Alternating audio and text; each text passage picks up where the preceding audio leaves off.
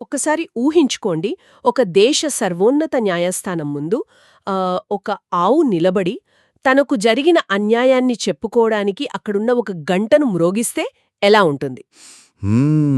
వినడానికే చాలా వింతగా ఉంది. అవును. దానికి స్పందించిన రాజు విచారణ జరిపి ఆ ఆవు దూడ మరణానికి కారణమైన తన సొంత కొడుకునే రథం చక్రాల కింద తొక్కించి మరణశిక్ష విధిస్తాడు. వినడానికి ఇదొక నమ్మశక్యం కాని పౌరాణిక కథలా అనిపిస్తుంది కదూ? ఖచ్చితంగా చాలా డ్రమాటిక్గా ఉంది. కాని ఈరోజు మనం చెయ్యబోయే ఈ లోతైన విశ్లేషణ ఈ అత్యంత విచిత్రమైన, విషాదకరమైన చారిత్రక ఘట్టం చుట్టూనే తిరుగుతుంది. మనం ఒక అద్భుతమైన గ్రంథాన్ని పరిశీలించబోతున్నాం. అదే 1854లో శ్రీ రామలింగస్వామిగళ్, అంటే ఆయనను వள்ளలారని కూడా పిలుస్తారు, ఆయన రచించిన మనుమురై కండ వాచగం అనే విశిష్ట గద్య కావ్యం. అవును.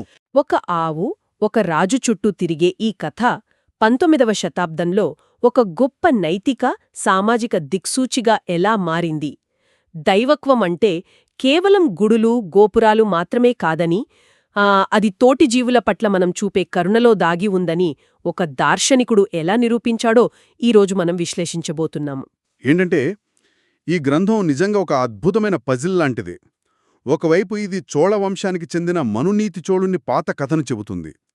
కాని ఇంకోవైపు చూస్తే ఇది ఈరోజు మన ఆధునిక సమాజానికి అవసరమైన ఒక సోషియో ఎకనామిక్ ఆడిట్ లాగా పనిచేస్తుంది. వள்ளలార్ ఈ కథను ఒక సాకుగా మాత్రమే తీసుకున్నారు. అంటే ఒక ఫ్రేమ్వర్క్ లాగా వాడుకున్నారు అంటారు. కరెక్ట్. మనిషి అంతరాత్మ ఎలా పనిచేయాలి, సమాజంలో మనం ఒకరితో ఒకరు ఎలా వ్యవహరించాలి అనే దానిపై ఆయన ఒక లోతైన విశ్లేషణ చేశారు. ఇది కేవలం ఆధ్యాత్మికత గురించి మాత్రమే కాదు, మనుషులుగా మన ఉనికి, మన బాధ్యతల గురించి. సరే, ముందుగా ఆ మూనకథలోకే వెళ్దాం.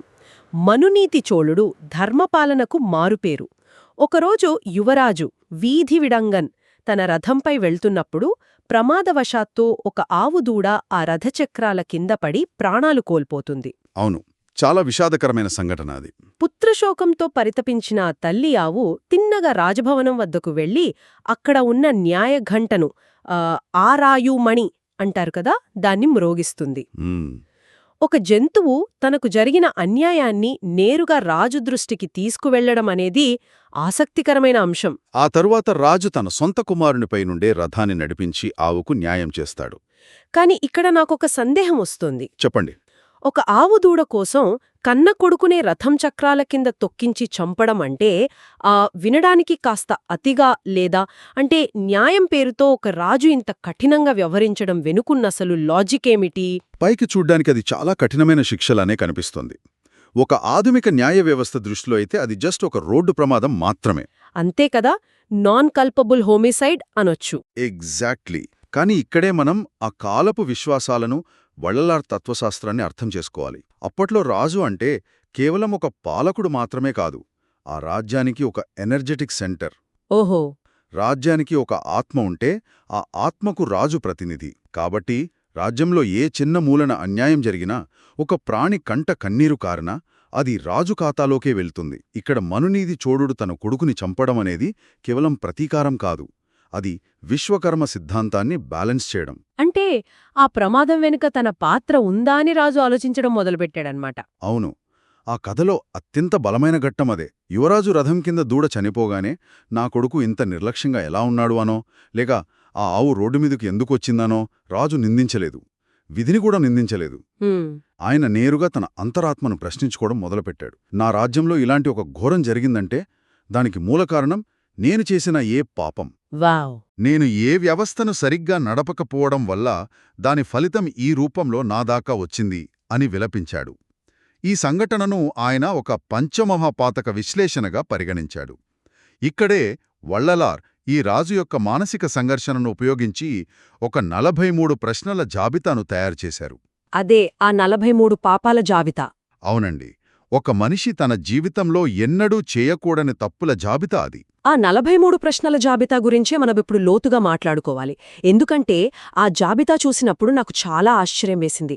నేనేదైనా మతపరమైన గ్రంథం చదువుతున్నానా లేక ఒక మోడర్న్ కార్పొరేట్ హెచ్ఆర్ మాన్యువల్ చదువుతున్నానా అనిపించింది. నిజమే, చాలా ప్రాక్టికల్గా ఉంటాయా పాయింట్స్. అవును.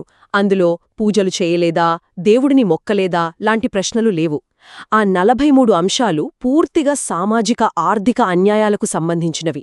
ఉదాహరణకు 15వ అంశం చూస్తే వేతన నిరోధం చేసి కార్మికుల శ్రమను దోచుకున్నానా అని ఉందే. హ్మ్. అలాగే 6వ అంశం ప్రజలు బ్రతకలేని విధంగా అధిక పన్నులు విధించి వారిని క్షోభపెట్టానా. ఇంకొన్ని చూస్తే చాడీలు చెప్పి కుటుంబాన్ని విడదీశానా, మహిళలను అనుచితంగా వాడుకున్నానా, ఇవన్నీ అందులో ఉన్నాయి. కానీ నాకు అర్థంకాని విషయం ఒకటుంది. ఏమిటది? కొడుకు చనిపోయిన ఒక రాజు ఏడుస్తూ కూర్చుని నేను ఎవరికైనా జీతాలివ్వలేదా, పన్నులు పెంచానా అని ఎందుకాలోచిస్తున్నాడో, ఒక రోడ్డు ప్రమాదానికి ఎవరికో జీతం ఇవ్వకపోవడానికి మధ్య ఉన్న లింకేమిటి, ఈ రెండింటినీ వల్లలార్ ఎలా కనెక్ట్ చేశారో? దీని వెనుక ఉన్న మెకానిజం చాలా ఆసక్తికరమైంది. దీన్ని మనం విశాల దృక్పథంతో చూస్తే వల్లలారిక్కడ బటర్ఫ్లై ఎఫెక్ట్ లాంటి ఒక కర్మ సిద్ధాంతాన్ని వివరిస్తున్నారు. ఓకే. సమాజంలో జరిగే ఏ విషయమూ ఒంటరిగా జరగదు. అవన్నీ ఒకదానికొకటి ముడిపడుంటాయి. ఉదాహరణకు, రాజు ఒక కార్మికుడికి సరైన వేతనం ఇవ్వలేదనుకుందాం. ఆ కార్మికుడు తన ఇంట్లో ఆకలితో ఏడుస్తాడు. ఆ ఆకని, ఆ బాధ ఒక నెగటివ్ ఎనర్జీగా మారి సమాజంలోకి ప్రవహిస్తుంది. అంటే ఒక చైన్ రియాక్షన్ లాగా? కరెక్ట్. అని అలా ప్రవహించి చివరకొక అజాగ్రత్తగా లేదా ఒక ఘోరమైన ప్రమాదంగా మారి రాజు దగ్గరికే చేరుకుంటుంది. ఈ 43 అంశాలు కేవలం సింహాసనంపై కూర్చునే రాజుల కోసం రాసినవి కావు. ఇది సామాన్యుల రోజువారీ జీవితం కోసం ఉద్దేశించినవి. అర్థమైంది. దొంగలకు గుప్త సమాచారాన్ని అందిస్తూ వారికి సహాయపడ్డానా, లేదా కల్తీ చేసిన ధాన్యాలను విక్రయించి ప్రజలను వంచానా లాంటివి చూడండి. నేటి సమాజంలో ఇవి ఎంత సహజమైపోయాయో కదా. ఒకరి వ్యాపారాన్ని దెబ్బతీయడం లేదా ఒకరి ఆదాయ మార్గాలను అడ్డుకోవడం కూడా మహాపాపంగా పరిగణించారు ఆయన. వావ్! అంటే మనం చేసే ప్రతి చిన్న మోసం లేదా నిర్లక్ష్యం సమాజంలో ఒక అదృశ్యమైన అలజడిని సృష్టిస్తుందని ఆయన చెబుతున్నారు. మనం గమనించకుండానే ఆ వ్యవస్థను కలుషితం చేస్తున్నామన్నమాట.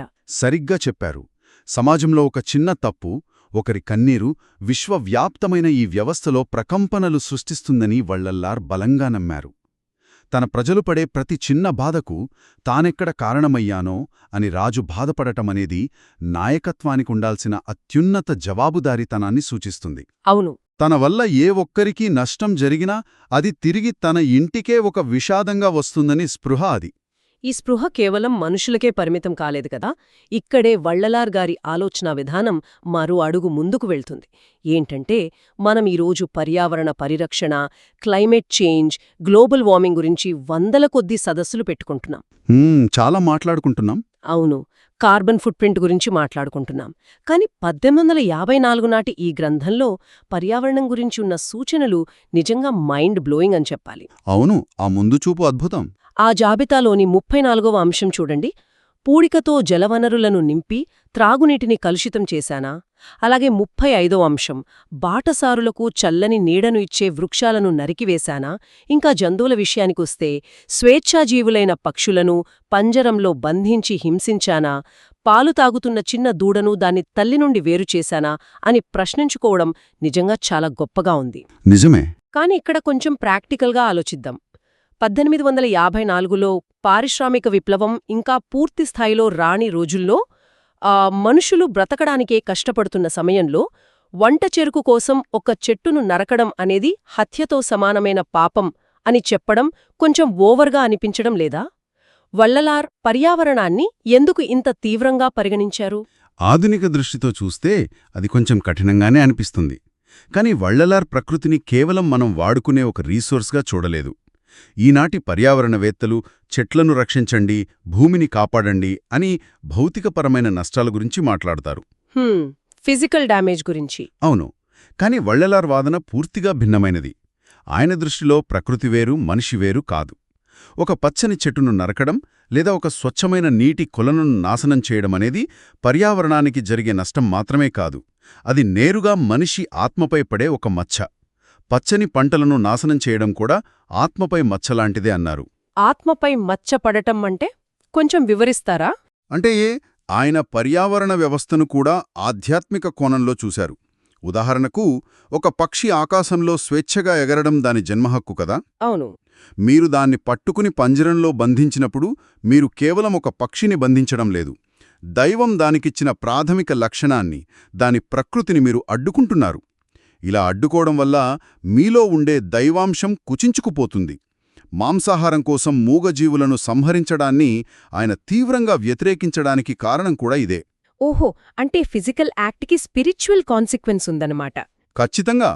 ఒక ప్రాణిని చంపి తినడం వల్ల మన భౌతిక శరీరం బలంగా మారొచ్చు, కానీ మనిషిలోని ఆధ్యాత్మిక చైతన్యం, ఆ సూక్ష్మమైన కరుణాభావం చనిపోతాయని ఆయన వాదించారు. ప్రకృతి సమతుల్యతను దెబ్బతీయడమంటే మన స్వంత పునాదులను మనమే తవ్వుకోవడం లాంటిదని ఆయన ఆనాడే స్పష్టంగా చెప్పారు. ఈ పాయింట్ చాలా ఇంట్రెస్టింగ్గా ఉంది. ఈ 43 చేయకూడని పనుల జాబితా అంతా ఒక ఎత్తు అయితే, అసలు మన జీవితంలో చెయ్యాల్సిన పనేమిటి అనేది మరో ఎత్తు కదా. వల్లలార్ తత్వశాస్త్రంలో 2 ముఖ్యమైన పదాలు మళ్లీ మళ్లీ వినిపిస్తాయి. ఒకటి జీవకారుణ్యం, రెండవది ఆత్మనేయ ఉరిమై. అవును, ఇవే ఆయన ఫిలాసఫీకి మూలస్తంభాలు. జీవకారుణ్యం అంటే సమస్త జీవుల పట్ల అచంచలమైన దయ కలిగి ఉండటం అని అర్థం చేసుకోవచ్చు. కానీ ఈ ఆత్మనేయ ఉరిమై అంటే ఏమిటి? దాన్ని యూనివర్సల్ బ్రదర్హుడ్ అని చెబుతారు. కానీ ఇది ఆచరణలో ఎలా పనిచేస్తుంది? ఒక వ్యక్తి మరో వ్యక్తికి హాని చేస్తే దానికి ఈ సిద్ధాంతం ఎలా వర్తిస్తుంది? దీనర్థం చేసుకోవడానికి మనం ఒక చిన్న ఉదాహరణ తీసుకుందాం. మన ఇంటిని ఒక ఎలక్ట్రికల్ గ్రిడ్తో పోల్చి చూద్దాం. ఓకే. ఒకే మెయిన్ పవర్ సప్లై నుండి ఇంట్లోని ఫ్యాన్, లైట్, ఫ్రిడ్జ్ అన్నీ పనిచేస్తుంటాయి కదా.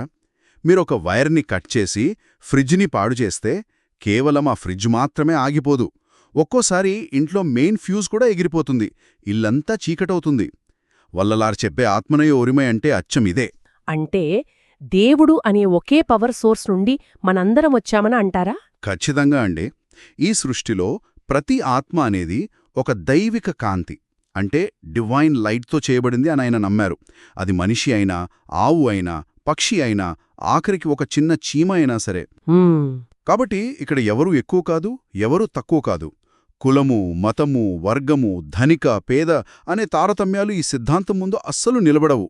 ఎప్పుడైతే మీరు మరొక ప్రాణిని మీకు వేరుగా, మీకంటే తక్కువగా చూస్తారో అప్పుడే హింస మొదలవుతుంది. అవును, డిస్కనెక్ట్ అయినప్పుడే కదిదంతా. డైరెక్ట్. ఆ ప్రాణికి హాని చేసినప్పుడు మీరు కేవలం అవతలివారికి మాత్రమే హాని చేయట్లేదు. ఆ ప్రాణిలో ఉన్న అదే దైవిక కాంతి మీలో కూడా ఉంది కదా. మీరు మీ సొంత కనెక్షన్ని, మీ సర్క్యూట్ని మీరే బ్రేక్ చేసుకుంటున్నారు. మీ ఆత్మకున్న కాంతిని మీరే తగ్గించుకుంటున్నారు. ఇది చాలా అద్భుతమైన వివరణండి. అంటే ఇతరులకు హాని చెయ్యడమంటే మనకు మనం హాని చేసుకోవడమే అన్నమాట. మీరొకరిని మోసం చేసినా, కల్తీ ధాన్యం మమ్మినా, ఒక ఆవుదూడను చంపినా, మీరు అవతలి వాళ్లకి ద్రోహం చేయడం కంటే ముందే మీ లోపలున్న దైవత్వాన్ని మీరు చంపేసుకుంటున్నారు. ఎగ్జాక్ట్లీ. ఇదొక ముఖ్యమైన ప్రశ్నను లేవనెత్తుతుంది. అసలు దైవత్వం అంటే ఏంటి అని. అందుకే వల్లలార్ చాలా స్పష్టంగా చెప్పారు. పరమాత్మ యొక్క అనుగ్రహం కేవలం గుడికి వెళ్లి చేసే పూజల వల్లనో, అడవుల్లో చేసే కఠోరమైన తపస్సు వల్లనో, లేక గ్రంథాలు చదివిన పాండిత్యం వల్లనో రాదు అని. చాలా బోల్డ్ స్టేట్మెంట్ ఇది. అవును. ఒక ఆకలితో ఉన్న ప్రాణిని చూసి చలించే హృదయమే దైవత్వానికి అత్యంత దగ్గరగా ఉంటుంది అని ఆయన నమ్మరు. ఒక వ్యక్తి ఎంత గొప్ప పండితుడైనా సరే ఆకలితో ఉన్న జీవిని చూసి అతని హృదయం కరగకపోతే అతని జ్ఞానమంతా శూన్యమే. కర్మలు, ఆచారాల కంటే ఆచరణాత్మకమైన కరుణే దైవాన్ని చేరుకోవడానికి ఏకైక మార్గమని ఆయన సిద్ధాంతీకరించారు. ఇక్కడే వల్లలార్ గారి గురించి నాకు అత్యంత గొప్పగా అనిపించే విషయం మరొకటుంది. చాలామంది తాత్వికులు సిద్ధాంతాలు రాస్తారు, ఉపన్యాసాలిస్తారు, వెళ్ళిపోతారు. కాని ఆయన కేవలం కూర్చొని ఈ 43 తప్పులు చేయకండి అని చెప్పి ఊడుకోలేదు. అవును, ఆయన ఒక యాక్షన్ తీసుకున్నారు. ఆకలి అనేది మనిషి ఆధ్యాత్మిక ఎదుగుదలకు ఎంత పెద్ద అవరోధమో ఆయన గుర్తించారు. ఆకలితో ఉన్నవాడికి వేదాంతం చెప్తే అర్థం కాదు, ముందు వాడి కడుపు నింపాలి కదా. అందుకే 1867లో వడలూరులో సత్యధర్మశాలను స్థాపించారు. అక్కడ ఆణయ అడుపు అంటే ఎన్నటికీ ఆరని అక్షయ పొయ్యిని వెలిగించారు. ఈ ఆలోచనే ఒక గొప్ప సామాజిక సంస్కరణ అని చెప్పొచ్చు. తత్వశాస్త్రాన్ని ఆచరణలోకి తీసుకురావడం అంటే ఇదే కదా. 100 పాళ్ళు నిజం. ఆయన సిద్ధాంతానికి ఇదే ఆచరణాత్మక రూపం. ఆయన ఆకలిని కేవలం ఒక శారీరక ఇబ్బందిగా మాత్రమే చూడలేదు. ఆకలి అనేది సమాజం యొక్క సిస్టమిక్ ఫెయిల్యూర్కి ఒక గుర్తు. వ్యవస్థాగత వైఫల్యం. అవును. ఎవరైనా ఆకలితో ఉన్నారంటే ఎవరో ఎక్కడో తమ బాధ్యతను సరిగ్గా నిర్వర్తించటం లేదని అర్థం. మన జాబితాలోని 16వ అంశం అదే చెప్తుంది. ఆకలితో ఉన్నవారిని చూసి కూడా సహాయపడకుండా ముఖం తిప్పుకున్నానా అని. అలాగే 19వ అంశం చూస్తే నీటిలో మునిగిపోతున్న వ్యక్తిని చూసి కూడా రక్షించకుండా ఉపేక్షించానా అని అడుగుతుంది. ఇవన్నీ మన కళ్ల ముందు జరిగే ఇన్సిడెంట్స్. అవును, ఇవి కేవలం నైతిక తప్పులు కావు, ఇవి మానవత్వానికే కలంకం. సత్యధర్మశాల ద్వారా కులమతాలకు అతీతంగా ఆయన అన్నదానం ప్రారంభించారు. ఆయన వెలిగించిన ఆ పొయ్యి 100 సంవత్సరాలుగా ఈనాటికే ఆరలేదని చెబుతారు. అదొక అద్భుతం నిజంగా. కరుణ మోక్షానికి మార్గమని చెప్పడమే కాదు, ఒక పేదవాడి ఆకలి తీర్చటం, ఆపదలో ఉన్నవారికి అండగా నిలవటం, ఇవే నిజమైన పూజలని ఆయన సమాజానికి తన జీవితం ద్వారా చేసి చూపించారు. ఆయన దృష్టిలో ఆధ్యాత్మికత అంటే కళ్ళు మూసుకొని గదిలో కూర్చోవడం కాదు, కళ్ళు తెరిచి సమాజంలోని బాధను చూసి స్పందించడం. నిజంగా మనుమురైఖండ వాచకంలోని ఆ 43 ఆత్మపరిశీలనా ప్రశ్నలతో మొదలుపెట్టి ఆ ఒక ఆవు దూడ కోసం తన సొంత కొడుకును శిక్షించిన మనునీతి చోళుని విషాదగాథ మీదుగా జీవకారుణ్యం, ఆత్మనేయ ఉరిమయని విశ్వజనీన భావనల గుండా వడలూర్లో ఎప్పటికీ ఆరని ఆ పొయ్యి వరకు మనం ఎన్నో లోతైన విషయాలు చర్చించాం. అవును, చాలా ఇన్స్పైరింగ్ జర్నీ ఇది. ఒక ఆవు మోగించిన న్యాయఘంట చివరకు మానవ సమూహాల మధ్య ఉండాల్సిన కనికరాన్ని మేల్కొల్పే ఒక అలారంలా మారిందనమాట. కరెక్ట్. ఆ ఘంట మోగింది కేవలం రాజభవనంలో కాదు, ప్రతి మనిషి అంతరాత్మలో. వల్లలార్ ఈ గ్రంథం ద్వారా ఆ ఘంటను శాశ్వతంగా ప్రతిధ్వనించేలా చేశారు. సమాజంలో మనం చూస్తున్న వివక్షతలకు, పర్యావరణ విధ్వంసానికి, ఆర్థిక అసమానతలకు ఈ గ్రంథం ఒక అద్దం పడుతుంది. ఈ 43 ప్రశ్నలు పాతవి కావు, అవి ఎప్పటికీ సజీవంగా ఉండే ఒక నైతిక మార్గదర్శి. మనం ఈరోజు చర్చించుకున్న విషయాలను ఆధునిక కోణంలో ఒకసారి బేరీజు వేసుకుందాం. ఈరోజు చట్టం దృష్టిలో మనం రోడ్డు మీద వెళ్తున్న ఒక అనామకుడి ఆకలిని పట్టించుకోకపోవడం నేరం కాదు. మన ఇంటి ముందున్న చెట్టును నరికేస్తే బహుశా ఒక చిన్న ఫైన్ కట్టి బయటపడొచ్చు. వ్యాపారంలో ఒకరిని తొక్కేసి మనం పైకొస్తే దాన్ని కార్పొరేట్ సక్సెస్ అంటారు. సొసైటీ అలా మారిపోయింది. కాని వల్లలార్ కోర్టులో ఆ విశ్వకర్మ సిద్ధాంతం దృష్టిలో అవే మహాపాపాలు. ఒక్కసారి మనందరం ఆలోచించుకోవాల్సిన విషయమేమిటంటే, ఒకవేళ వల్లలార్ గారు ఈనాటి మన ఆధునిక జీవనశైలిని, మన టెక్నాలజీని, మన గిగ్ ఎకానమీని చూస్తే ఆయన రాసిన ఆ 43 ప్రశ్నల జాబితాకు ఇంకెన్ని కొత్త ప్రశ్నలు కలుపుతారు? అదొక చాలా ఆసక్తికరమైన ఆలోచన. ఖచ్చితంగా ఇంకా చాలానే కలుపుతారు. అంతేకదా, ఎక్కడో వేల మైళ్ల దూరంలో ఫ్యాక్టరీలలో సరైన వేతనాలు లేకుండా పగులు రాత్రి శ్రమిస్తున్న కార్మికుల రక్తంతో తయారైన స్మార్ట్ఫోన్లను, ఫాస్ట్ ఫ్యాషన్ బట్టలను మనం నిస్సిగ్గుగా వాడుతున్నాం. మనకు తెలియకుండానే మనం వారి శ్రమను దోచుకునే వ్యవస్థలో భాగస్వాములవుతున్నాం కదా.